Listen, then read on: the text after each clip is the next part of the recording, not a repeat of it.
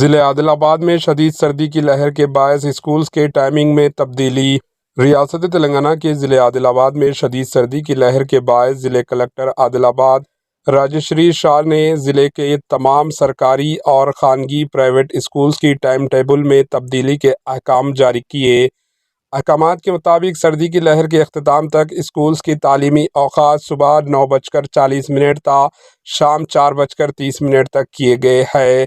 ضلع کلکٹر نے تمام منڈل ایجوکیشن افسر، ایم ای او، ہیڈ ماسٹرز کو ہدایت دی کہ وہ اپنے حدود میں آنے والے تمام سرکاری و خانگی private schools, model schools, Kasturba Gandhi schools کے تعلیمی اوقات ٹائم ٹیبل میں تبدیلی لائے اور نئے تعلیمی ٹائمنگ کا صبح 9:40 تا شام 4:30 تک اسکولز کو چلائے جائے۔